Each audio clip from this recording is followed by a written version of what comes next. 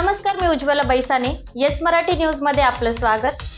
आता पाहूया एक स्पेशल रिपोर्ट.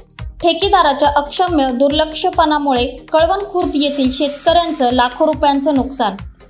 कळवण खुर्द येथे आज झालेल्या जोरदार पावसामुळे शेतात खूप मोठ्या प्रमाणात पाणी साचून राहिल्याने टोमॅटो पिकाचे नुकसान झाल्याचे शिंदे यांनी सांगितले.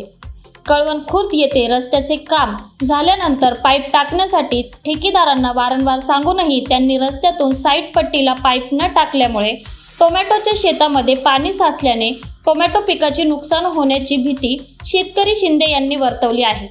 यावेळी बांधकाम ठेकेदार यांना रस्त्याचं जे कॉन्क्रिटीकरण केले ते कॉन्क्रिटीकरण केल्यानंतर पावसाळ्यात पडणारे पाणी निघून जाण्यासाठी वेळोवेळी विनंती केल्यानंतर सुद्धा ठेकेदाराने पाईप टाकून दिला नाही, म्हणून शेतीतील पाणी निघण्यासाठी जागा राहिलेली नाही.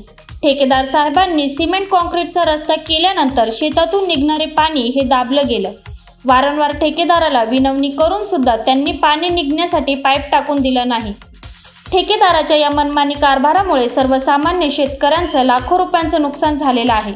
याची भरपाई सार्वजनिक बांधकाम विभागाने द्यावी अशी मागणीही शेतकऱ्यांनी केली आहे. आज टोमॅटोचे भाव चांगले असताना संपूर्ण 4 एकर टोमॅटोचे नुकसान होण्याची भीतीही शेतकऱ्याने वर्तवली आहे.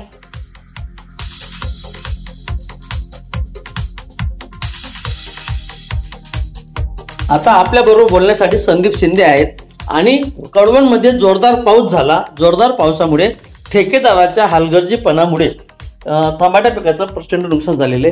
संदीप भाऊ, काय सांगाल? हो, माझं शेत आहे कोल्हापूर फाटा ते कळवण खुर्द रस्ता आहे. त्यामध्ये मध्ये कॉन्क्रिटीकरण केलं आहे रस्ता. तर तिथं पाणी काढायला तिथं आम्ही सांगत होतो ठेकेदारांना पाईप टाकावं तुम्ही पाणी काढायसाठी. त्यांनी हलगर्जीपणा दाखवला आहे. पाईप टाकला गेला आणि 3 वर्षापासून ही समस्या आहे. दरवर्षी पाऊस आला की तिथं आमचं 4 एकरमध्ये डायरेक्ट तलाव होऊन जाते, पाणी काढायला चान्स नाही. ह्या वर्षी टमाटाला चांगला भाव होता. 4 एकर टमाटा पीक आहे माझं तिथं. पूर्ण पाण्याखाली गेलंय आणि मग शेवटी मी मी साईडतून मग JCB मागवलं आणि साईडतून चाळी मारली तेव्हा पाणी थोडंफार निघालं. हा ठेकेदार कोण आहे? हा ठेकेदार कळवणचाच आहे, मी नाव नाही घेऊ शकत. पण मग तुमची काय मागणी काय आहे? तुमची मागणी नाही, मी फक्त लोकांना दाखवते. हे अधिकारी लोक बघून बिल कसं निघताय हे सर्व डोळ्यात देखत झालं असं नाही की वरच्या साईडला हे पाणी 2 किलोमीटर पासून पाणी येतंय त्या शेतामध्ये.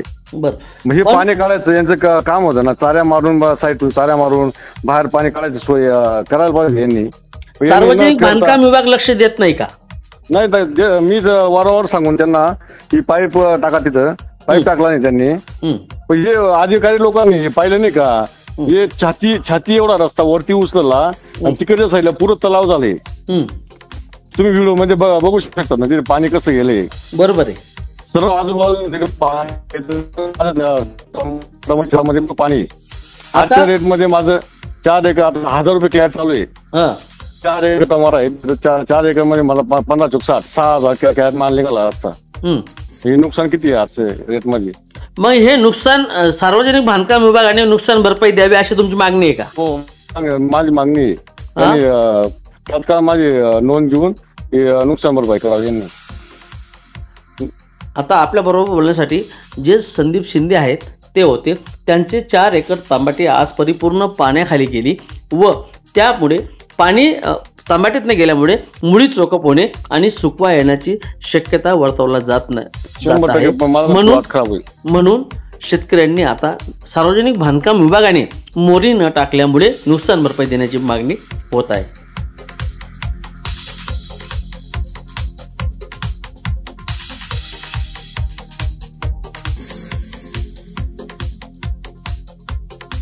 येस मराठीसाठी ब्युरो न्यूज, नाशिक.